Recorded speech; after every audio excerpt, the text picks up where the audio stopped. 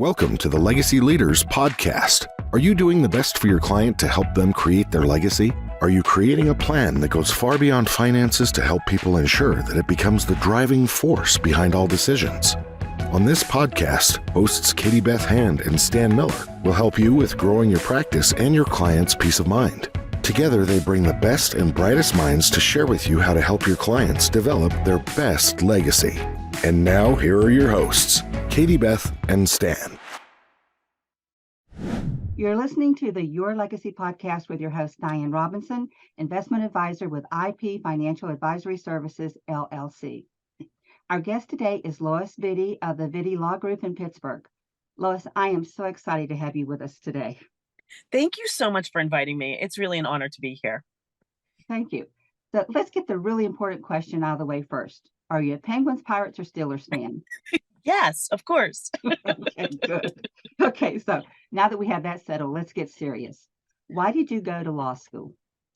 Wow, that's a great question. So I wanted to graduate early from college because I was paying my way through and I wanted to get to work right away. And I took a class with a guy named Russell Sunshine. Isn't that a great name? And it was a weekend intensive class to make up a couple of credits before, so I could graduate early. And he was an attorney and he did this really cool stuff. And he would go around the world and he would negotiate contracts to build like a vitamin manufacturing plant in China or a steel manufacturing plant in Nairobi. And I thought, wow, that is really neat. I want to do that. And I thought, well, what do you do, Russell? And he said, well, I went to law school. And I said, great. So I left college. I went to American and I stayed in DC and I worked for Platinum American Express, which was a wonderful job. And then I applied to law school and I went to law school in Delaware. And I realized that you don't just come out of law school and become an international negotiator. You actually have to do other things. And so I went with a whole different vision of being this international corporate business person. And my journey was very convoluted. But it's ironic right now that I'm working with a startup international company as well as my estate planning business. So I got here anyway, even though it wasn't a direct path. So after law school, I went to New York, I graduated and I got married and I passed the bar all within a couple of months, which was a little crazy, but New York was wonderful. And I worked with a general practice firm and they helped me get a lot of experience in different areas. And we were across the street on 9/11, unfortunately. So after that, we sort of went our separate ways, but I still talked to all of the partners and they're wonderful people. And I met some great really, really smart people there. And I hung out my own shingle after 9/11 and I started my own practice. And I really loved helping people. So I kept on this journey of expanding my practice, going from more of a corporate commercial litigation to more of a people-centered focus. And with that practice, I was able to expand into family and estate work. And then I had children, family of my own. And then I ended up going out to dinner with my dad one night and he said, what are you doing? Move home. So my dad, who thinks he's like the Frank Sinatra of Pittsburgh, who had his own law firm, brought me into Pittsburgh in 2008 and I moved back home. And dad and I are law partners and he's now retired. And my sister is my billing manager. My mom helped raise my kids who are now teenagers and one's in college. And here we are. So yeah, it's been a journey for sure. And I'm really, really blessed that I can help people to help their own families, to plan for the future, to, give what I say is the best gift you can give your family, which is your directives, your instructions, your last wishes, and what you want to happen to your stuff when you're not here to tell anybody what to do with your stuff. So is that the reason you focused on estate planning? Yeah, it was sort of a natural progression. I was doing family and corporate work. I'm truly a general practitioner because everybody's life can't be put into a little bucket, right? So you may be going through a divorce, but you also own a business and you have children. And then after the divorce is final, you want to make sure that your children and maybe your stepchildren get your inherit your estate. So I've been focusing more and more on estate work because there's a lot of demand for it. People really want to have some help in this area. and I've been doing it for about 10 years. And I work with financial planners like you who are able to guide me and our clients, or we work together to help our clients really make the best decisions they can for their families. Okay, so I'm often asked by clients and others for recommendations. So, who is your ideal client and why? That's always a challenge because there is no such thing as an ideal client, right? But I think that the ideal client is one who wants to learn, who wants to be educated about what they're doing with their estate, who really wants to provide for their family, who wants to be clear in their communication, and frankly, who's not afraid to pay for some of those services, because I think people don't appreciate that the work that we do is difficult and it's complicated, and it isn't something that you can just come up with in an hour, initial consult. You have to really dig into the client's, assets and their liabilities and their history and their personalities, right? That they are able to. I'm going to have to hold on a second. Sure. Strangle your daddy. Here, go. I'm in the car to avoid my dogs barking over me because they'll do the same thing. Well, when I scheduled this, I didn't realize it was the first day of hunting. And so my husband wasn't supposed to come back till afternoon. So as long as he wasn't here, she was going to be quiet. But so I apologize. So That's let's go back to where we were. Yeah. Steph, you need to edit some of this. It's okay. I think the dog gives it a realistic flavor, Okay. I end up doing a lot of our conferences like this in the car for that reason, because it's the only place you can go where no one's going to bother you. Anyway, we were talking about our ideal clients, and I don't know what your thoughts are about this, but I find that a client who's willing to really do some work with us and talk about their goals, really what they want to see for their families, that's important to me. Not someone who wants it done very quickly or inexpensively. And not that I'm very, very mindful of cost, because this area, people don't want to sink a whole lot of money into something that's not going to work. So we want to be very conscious of how much we charge our clients for the estate planning that we do. But we also, we want to make sure that we cover everything, because if we mess up, if I make a mistake, that, first of all, that's like my worst nightmare. That keeps me up at night. But the other thing is that has a lot of consequences for someone that may not be around to even know it. So I don't want any, ghosts of Christmas past to come and haunt me because I didn't put the right language into a power of attorney, which could happen. Yeah, I like to sleep at night too. Yes. Okay, so what do you bring to the estate planning process that sets you apart from other estate planning attorneys? Wow, that's a great question. So one of the things I think that really helps me in my practice is that I really love people. I love knowing their stories. I love trying to help them. I have this, it's not always a good thing, but I always want to try to fix everything. It makes my children crazy because they tell me a story and I have learned to say, okay, do you want to be heard, hugged, or helped? Because I will dive right into that story, whatever it is, and I will try to fix everything. And my children say, Mama, we don't want you to fix this. We just want you to listen while I complain about my teenage friends or whatever it is.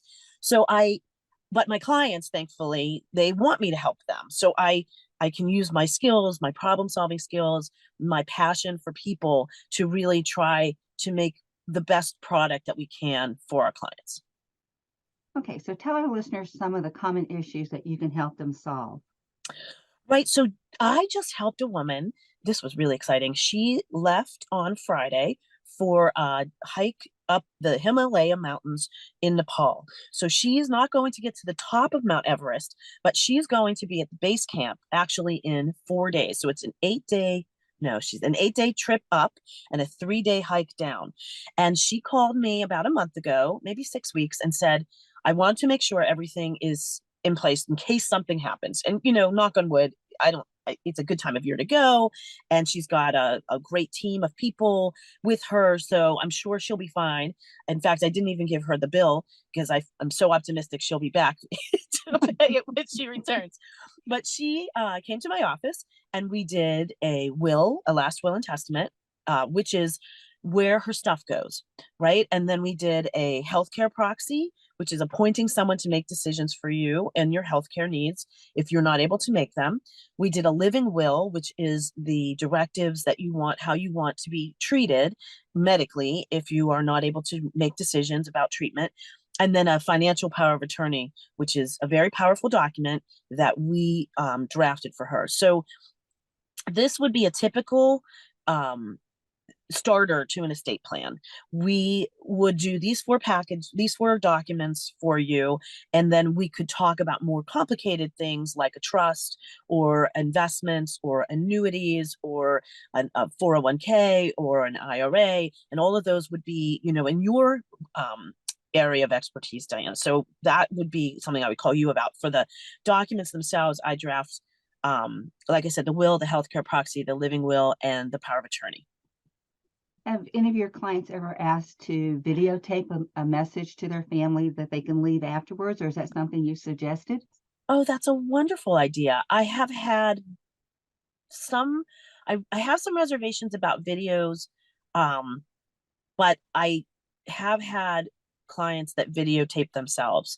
And I have also a sort of a questionnaire, because the documents that I create aren't necessarily going to be available immediately. When someone passes away, the next question is, what do we do, right? And so we have a questionnaire about what kind of service they would like to have, how they would like their remains to be treated. Do they want to be cremated? Do they have a mausoleum? Is there a place that, they want to have a memorial service? And all of that is in an initial questionnaire that we give to our clients. But that's a really interesting idea to have them videotape. I have heard of that and I've seen it, but my clients haven't requested it yet. But now I have to put it into my, my questionnaire. So, what are the common misconceptions that people have about estate planning that you often encounter? Oh my gosh, right. So the first thing everyone thinks is that as soon as you sign your will, you're going to die, right? They just don't want to talk about it. And so as soon as they have it, that's it. The next day they're going to be hit by a bus. And thank God that has not happened to any of my clients. So I'm happy to say, knock on wood, that that doesn't happen. The other thing is that, you can put it off. That's always what people think. They can put off these decisions and these plans because there's going to be another, opportunity. And unfortunately, it doesn't always work out that way. And we have, this is why I say it's a gift you give your family, because if you don't put the plan together, then the mess that is left, it can be so expensive to clean up. If you have, I had a woman, she was only 47 and she had a stroke, and she had two 20-year-old daughters. They were twins, and they couldn't pay her mortgage. They couldn't pay her electric bill. They couldn't get in her bank because she hadn't set them up as joint owners of the bank accounts or had no documents in place. So we actually had to go to court and appoint a guardian, which is a very expensive proceeding, to get access to her bank account so they could pay her mortgage before her house went into foreclosure. So even if you're young and healthy and you think, well, this won't happen to me, unfortunately it can. And really that's why it's important for everyone to have even these basic documents put together so that they can prepare for any inevitable difficulty. So how do you deal with these misconceptions? So I try to, like I said, convince people that I'm not a bad omen, right? If I'm helping them. And I try to share these stories about difficulty and expense that are brought on by a lack of planning. And I try to, explain to clients, like, it really is in your best interest. It's hard because you don't want to twist arms, right? I can't make someone write a will, but I can say, it would be really helpful for your children to know, especially as part of my divorce practice. I will wrap up at the end and say, okay, now that you're divorced, everything that you wrote, if you had a will before, that's no longer valid, or it's changed to the degree that you really need to update it.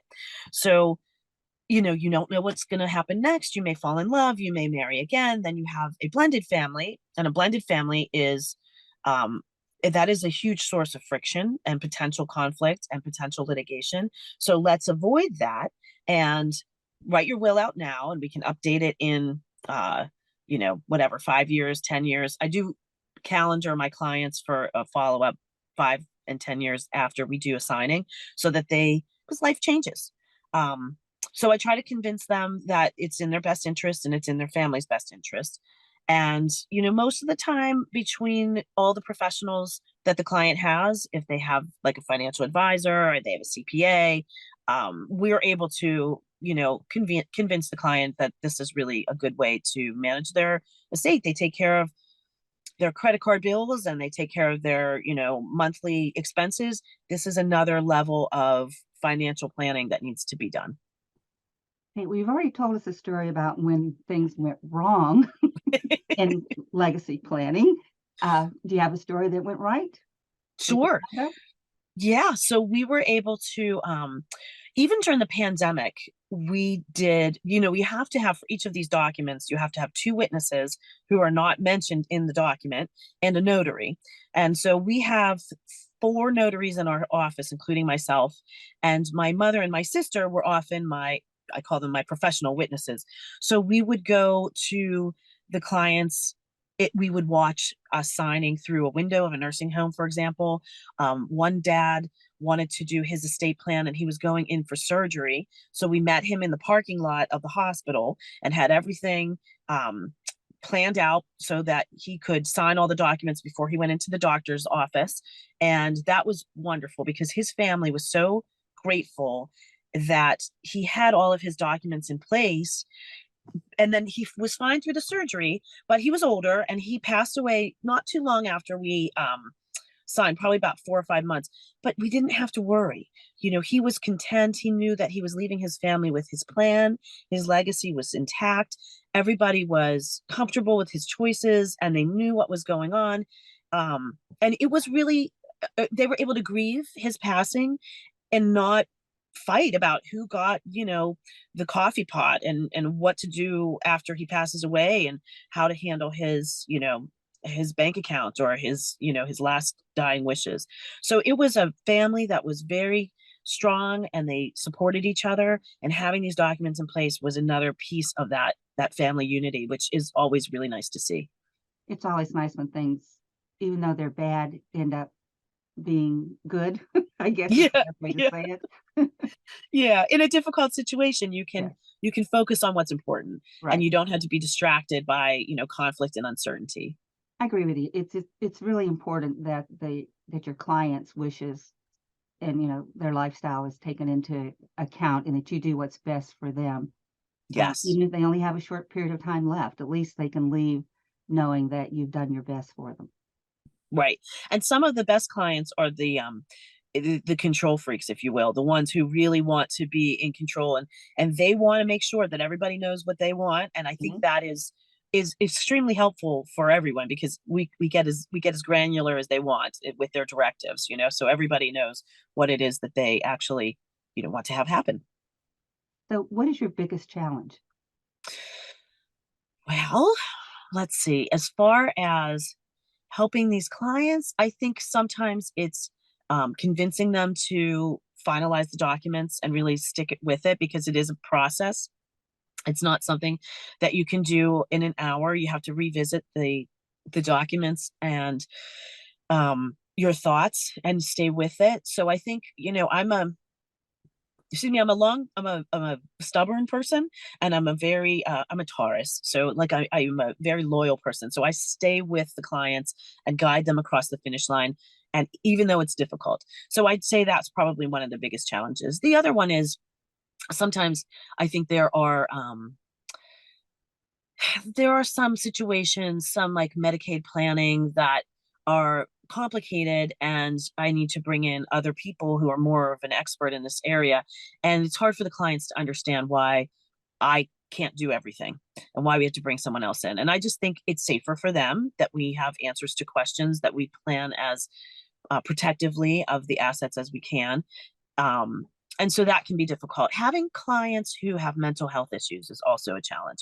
Communicating with clients who are not incompetent, but perhaps they have some paranoia, they have some anger issues, but they want to want to control the situation and maybe, but they don't want to listen or understand, or they can't process and remember. So having mentally ill clients is a challenge. So what do you like best about being an attorney? I love helping people.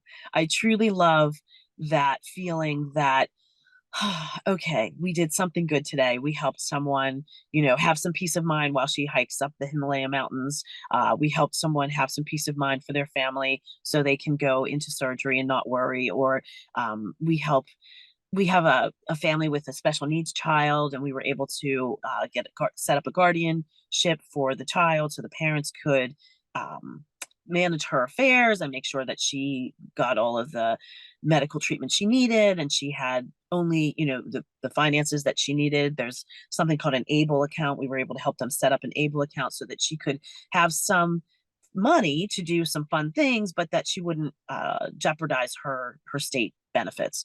So my biggest thrill is helping people and helping them feel better about where they are in the world. That sounds great. I think that's all of us in these professions feel that way, I think. Yeah. Okay, so is there anything that we haven't discussed that you think people should know about you, your firm, or estate planning? Well, I guess the only other thing I would add is that we really try to provide a personal touch with every client. We are a small, they call, I guess, a boutique type firm. We answer the phone ourselves, and we call people back within a day. We try to provide the best service that we can, and we really do a good job. I think people really appreciate what we do for them. So I would say, again, to everyone who's listening, we would love to help you. I think that we have, a wonderful service that we can provide. And, it's a family affair. We are a family-run business, and we're trying to help your family. Okay, now for the really tough question. How can our listeners contact you? Thank you. So there's lots of ways to reach us. We have a Facebook page, and we have a website. And through both of those, you can link to us. The easiest way is probably to call us, the old-fashioned phone, at 412-281-1725. Or you can email me at loismvitti@vittilaw.com. It's LOISMVITTI@VITTILAW.com. All right. So, well, thanks for listening for our listeners. And this is your Legacy Podcast with Diane Robinson. Our guest today has been the fabulous Lois Vitti. So for more information, again, you can contact her at vittilaw.com. Again, that's spelled Vitti is V as in victory, I as in income, TT as in taco, and I as in income. So Lois, again, thank you for joining us today. Thank you so much. It was wonderful talking with you. Have a great day. You too. You've been listening to the Legacy Leaders Podcast with Katie Beth Hand and Stan Miller. For more information on them and the show, please visit pinnaclelegacylaw.com. If you like what you've learned today, do share the program with your friends and subscribe wherever podcasts are found.